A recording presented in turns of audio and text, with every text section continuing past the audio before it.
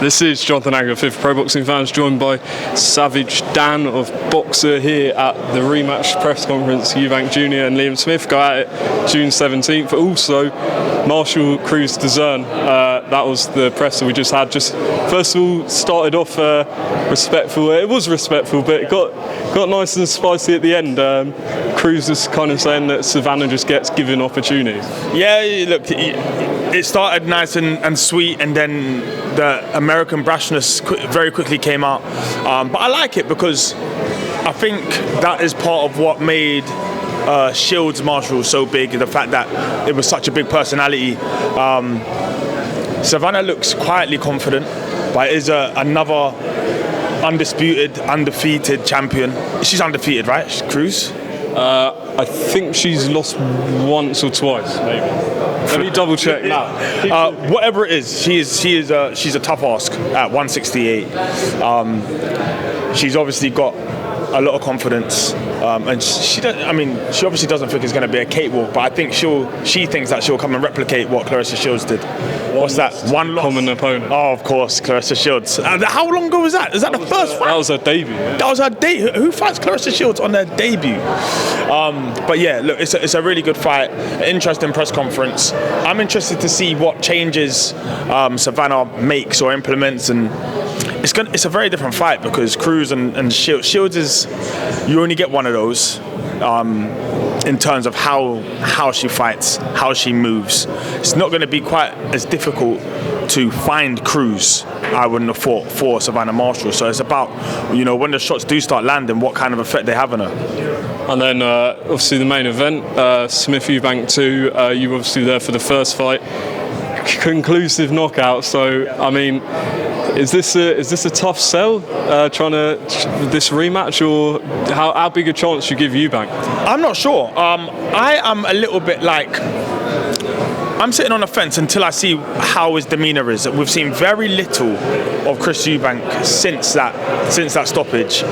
We don't know if he's going to come out and say, there was this wrong or that wrong, or, who knows, and sometimes just a simple sentence can raise eyebrows and be like, oh, okay, well, let's have a look, Chris Eubank was the slight favourite, I believe, going into the first fight. Nobody really saw Liam stopping him. But this is boxing, and strange things happen all the time.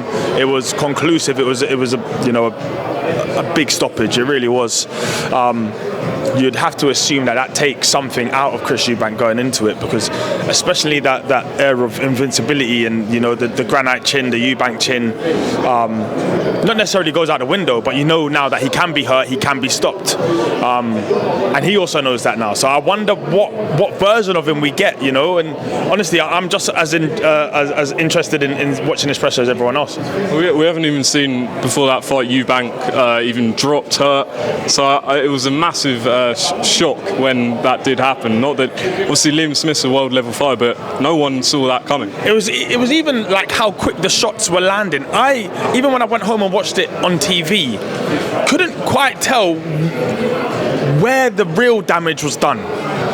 And I'm sure we might hear a little bit today about the elbow, and if that really contributed more than the punches, but it was like a blitz. It was like a whirlwind. Like I still, even with slow mo, can't really tell where the real. I mean, we know that there was that left kind of screw shot that really looked great, but I wonder if the big damage was done before that. Before that, he had never had even really responded to a shot landed on his chin. He's been in there with huge punches, been in there with George Groves, like massive guys, and never really even shown much of a reaction to shots. So I wonder if weight was an issue. You have to, these are certain things that we're going to have to hear from the horse's mouth. I wonder how much talking he does today. And what's the consequences for both in this fight if they don't win it? I don't think there are any for Liam Smith. I think Liam did the unexpected by stopping Chris Eubank Jr. I'm not sure what the bookies will do now in terms of odds-wise. I'm assuming Liam will go in as a slight favourite, but I don't think it's just. Again, it's not a foregone conclusion. There was moments where before that stoppage, Chris was beginning to operate, and yes, he wasn't really putting a dent in him, but you know with Chris Eubank, once he gets going, he's a very difficult man to fight. Moving on to Saturday night, the big one, Tank against Garcia. Did it deliver like it was built up, in your opinion? Yeah, it was perfect. Honestly, it was perfect. I thought Ryan Garcia started really well, started really bright. I think he got a little bit greedy, maybe a little bit excited, probably the inexperience of youth, you know, like you're having success so you go more and more, but by accident you're throwing the same shot again and again and again, and Tank is just downloading data, and on that, you know, that third left hook that he threw, he just pinged him. It's almost in a similar fashion to how we did it with Santa Cruz, where he threw the right hand 3 times and he's just like, no, you're not getting away with it the third time. Punished him. It was just a flash knockdown, but I think from that moment the fight really started to change. I just think Tank's phenomenal, man. I think he's so sick. He's got it all. He's a pocket rocket. He can punch. He's vicious, but he can box on the back foot. The distance doesn't really. I thought the distance would be hard for him to deal with Ryan Garcia, just being considerably longer, but he dealt with it really well, man. Obviously, when the knockout came, when Ryan sort of got knocked down, I think everyone was kind of like, what? We didn't even see the body shot land. Tony Belly at the time tweeted saying, listen, he should have got up. If he does that once, he's going to do it again. What's your opinion? I think he could have got up. I do think he could have got up. I think he said something after the fight where I'm sure he said something about, no, Tank said something after the fight where he said, I like to play mind games, and he stood kind of in the line of sight and basically looked him in his eye as if to say, get up. And I've got a feeling Garcia will have seen that and bottled it. I think he could have got up. He knows he was really close, and it's a split-second decision. He decided not to get up. The writing was probably on the wall, but you never know. You really never know, especially with body shots. If you can just make it out that round and give yourself, you know, a minute just to try and recover, and then you stick that right elbow right next to the flipping rib cage for the rest of the fight, it can always go differently. But yeah, I think I hate saying fighters quit, but I think there was a moment there where he could have got up and he didn't get up.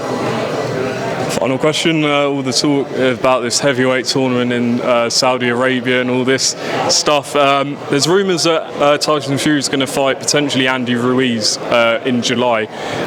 Been looking at a few opinions on the fight, and one of them I want to ask you about. True Geordie did a video about it, and he kind of touched on it, and he said, well, what's the point of that fight if AJ's already outboxed him on every round in the rematch, and then you've got Fury, who's a better boxer than AJ? What's the point? What do you think? I just don't think you can really have fighters out the ring for too long. When it's all, I mean, Fury last for Chisora. When was that? 7. A year out, going into a huge fight against a Usyk. I mean, if it is Usyk, I don't think Andy Ruiz is the best fit as a dress rehearsal for it. But you want to stay active. I don't not like the fight. I really like Andy Ruiz. I think he's difficult for anybody, especially when he starts to let his hands go. I just think that there is a blueprint, especially for someone like Tyson Fury, and how to beat him and how to make it look relatively easy. I reckon he'll just do it from the back of the room. I'm not sure. I don't think he stops him, but I think it's a good fight. Savage Dan, thanks for your time. Big rematch, June 17th. Anything you want to add on what's coming up? No, I'll wait until I get the green light to do it. But no. But there's, you know, we've got a big a summer schedule. Hopefully we're going to have some good announcements for June and July. Savage Dan, appreciate it.